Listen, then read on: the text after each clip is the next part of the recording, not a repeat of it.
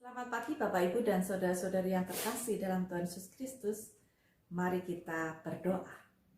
Allah Bapa, selamat pagi dan kami mengucap syukur untuk hari baru yang Tuhan ciptakan. Dan pada pagi hari ini kami mau belajar menikmati rasa aman di tengah ketidakpastian. Tolonglah kami Tuhan, pakailah hamba-Mu yang tidak ada artinya ini untuk menyampaikannya. Segala puji, hormat, dan kemuliaan hanya bagi nama-Mu. Amin.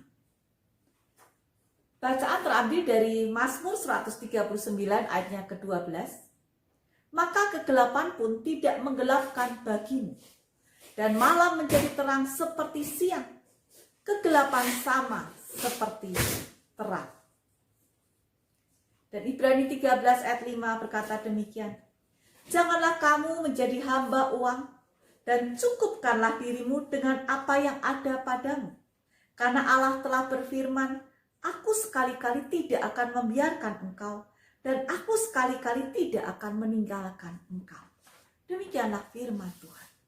Di dalam situasi saat ini, apakah mungkin kita merasa aman di tengah ketidakpastian? Biasanya orang akan merasa tidak aman.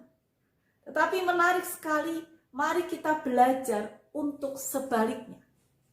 Rasa aman di tengah ketidakpastian. Oleh karena itu, ada dua hal. Yang pertama adalah bagian yang Tuhan kerjakan. Dan yang kedua adalah bagian kita, manusia, kerjakan. Apa yang Tuhan telah kerjakan seperti firman Tuhan yang tadi kita baca. Kegelapan tidak menjadi gelap baginya. Terang benderang. Dia bisa melihat apapun, dia tidak terhalang apapun. Di dalam Mazmur ini juga dikatakan, ketika kita berdiri, ketika kita duduk, ketika kita berkata-kata, Tuhan tahu. Tidak ada yang tersembunyi di hadapan Tuhan. Janji Tuhan, apapun yang terjadi dalam hidup kita, Tuhan tahu. Yang kedua, janji Tuhan adalah Tuhan mengatakan, Ia sekali-kali tidak membiarkan kita. Ketiga, janji Tuhan mengatakan Tuhan tidak akan meninggalkan kita. Kita beserta dengan Tuhan Allah yang menciptakan alam semesta ini, yang empunya alam semesta ini. Betapa kita bersyukur dan berbahagia. Betapa kita harus merasa aman, karena siapa yang beserta dengan kita.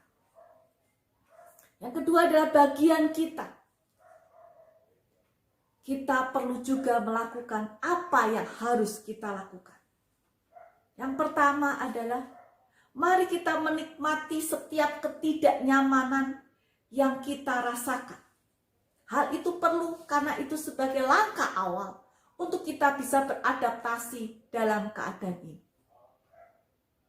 Ketika kita sudah bisa menikmati, kita sekali lagi kita beradaptasi. Handel ketika dalam kehidupannya dia pernah jatuh, bangkrut, dikejar-kejar kreditur, kondisinya sakit, bahkan dia pernah mengalami lumpuh setengah badan.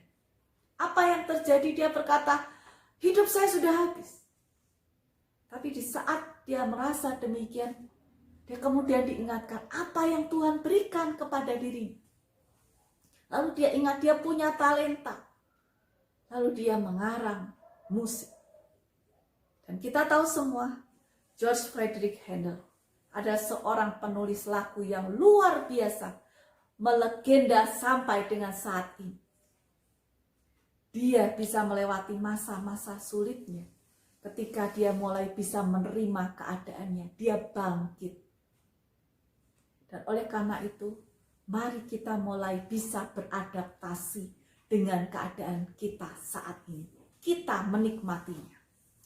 Yang kedua adalah mari kita fokus pada segala sesuatu yang bisa kita kontrol, yang bisa kita lakukan. Tidak semua hal bisa kita kontrol. Apa yang bisa kita kontrol adalah bagaimana kita mengupayakan diri kita sehat. Makan makanan yang bergizi, tidur cukup, olahraga, memiliki pikiran yang positif.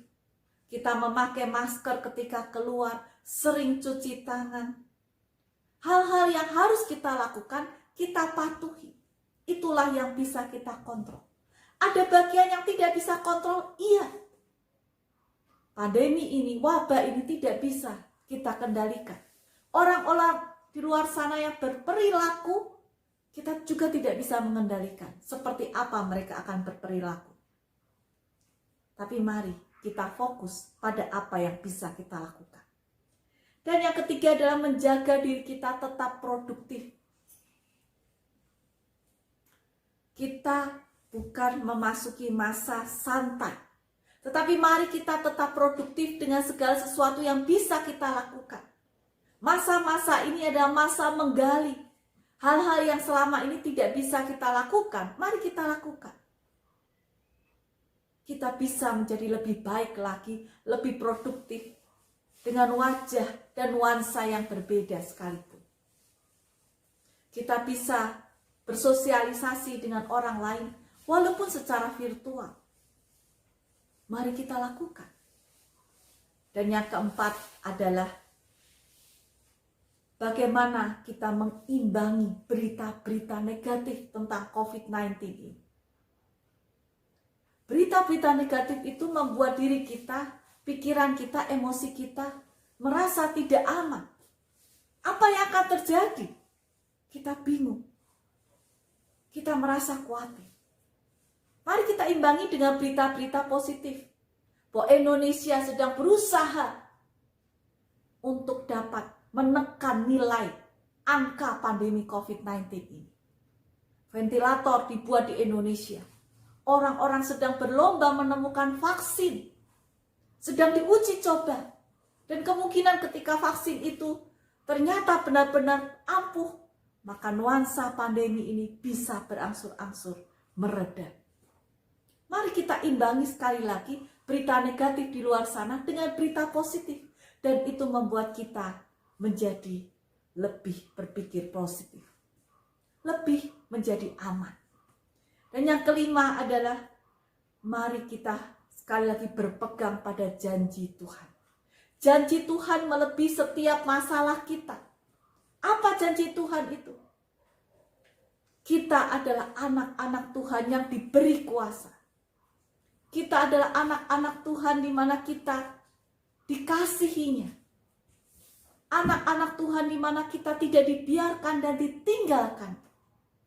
Kita berpegang janji Tuhan dan kita tetap mempunyai pengharapan.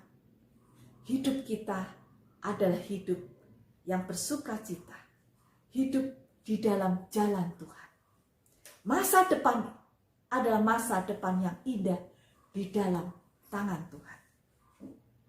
Oleh karena itu, mari kita menjalani hari ini dengan perasaan aman, dengan penuh sukacita dan semangat. Kita berdoa. Allah Bapa kami yang di surga, kami mengucap syukur Tuhan. Dan biarlah pada pagi hari ini kami memiliki rasa aman, sukacita dan semangat. Kami percaya semua itu adalah anugerah daripadamu. Pimpin kami Tuhan, berikan kami hikmat. Dan biarlah kami dapat menjalani hari ini seperti yang Engkau inginkan. Dalam nama Tuhan Yesus kami berdoa. Amin. Tuhan memberkati. Amin.